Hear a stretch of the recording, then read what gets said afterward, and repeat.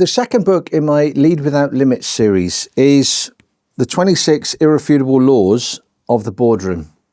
This book was I guess, conceived through a level of experience of having worked with multiple organizations at the boardroom level. And throughout my military career, certainly when I started to hit all of the senior ranks, every month in the military, as any good organization or good business should do, we had a board meeting, if you will. We used to call it the O group. And what I've learned over my service, and then what I've learned over the last 13 years, and certainly the last 2 decades of coaching, is there are a set of what I have called irrefutable laws of the boardroom. And you can ignore these laws, but I can guarantee you one thing. When you do, they will still have an effect at board level and in the boardroom. And so what I thought I would do is actually sit down and actually write the actual laws. And so that is the 26 Irrefutable Laws of the Boardroom. The laws are actually focus on 5 codes. And so when you go into the book, you'll find that the book itself is broken down into a series of codes.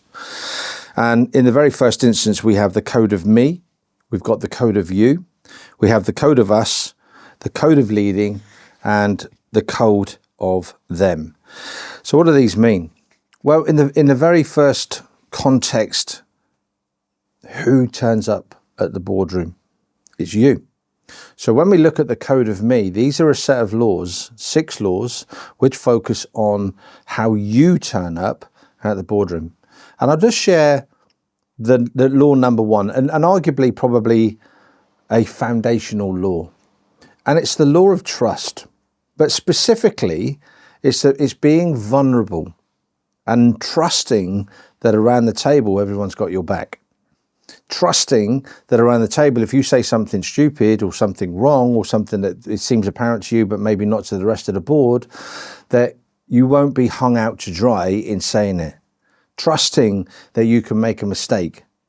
I see that missing so often at the board level. And so having that first primary trust is absolutely critical. The second set of laws are focused around the code of you. And when we start to focus on the code of you, we're starting to really challenge and have a look at the interdependency of relationships. So how are your colleagues turning up? And what can you do to encourage them to turn up in a better way? And so when we start to look at these particular laws, and let me pick one out for you. So for instance, challenge with respect. Often it's one of the most challenging of laws that you can come across, because how many times have you maybe walked out of a boardroom and immediately gone to a colleague or gone to the water cooler and had a conversation and said something that you should have said in the boardroom? All too often, we don't challenge at the board level. Funny enough, we don't challenge because we don't have trust around the table. We don't feel that we can be vulnerable. So you can now start to see how these laws have an impact and a factor around the boardroom table. Moving on from the law or the code of you, we then have the code of us. And I want to pick up here on law number 12, which is the first law on the code of us. And this law is the law of psychological safety. This is creating an environment in the boardroom where everybody feels safe to actually turn up as them and to challenge each other. So you can now start to see how these laws interact with each other. So many businesses struggle to create psychological safety. And psychological safety often is something that is driven from the CEO or the chairperson. And when we get that wrong, then you get challenges in the other laws. So now we can start to see how these laws weave together in order to actually create the culture of success in any boardroom. Now, I'm not going to go through every single law in detail here, but I do want to just pick up again now on the code of leading. And law number 17 is inspire with vision.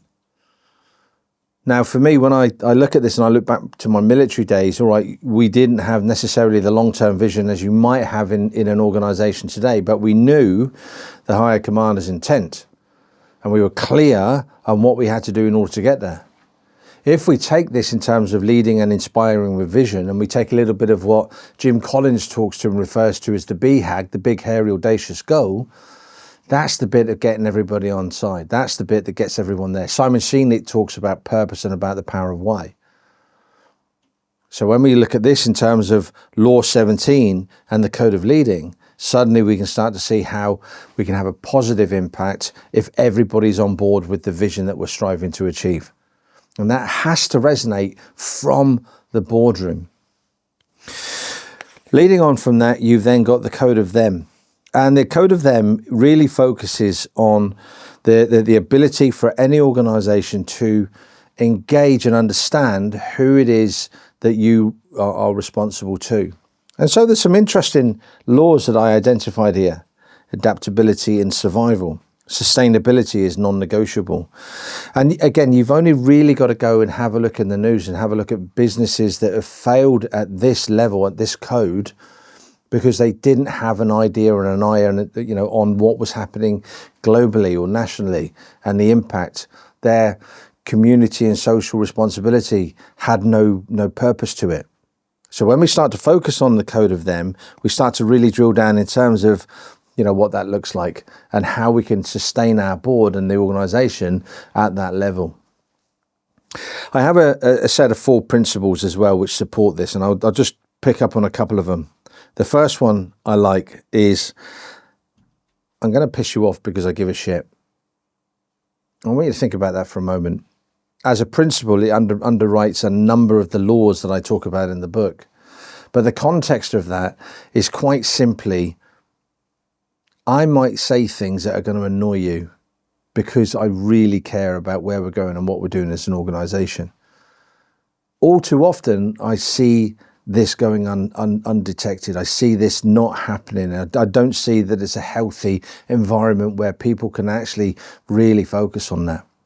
And there's a principle that supports that one as well, which is this. You play for the name on the front of the shirt, not the one on the back.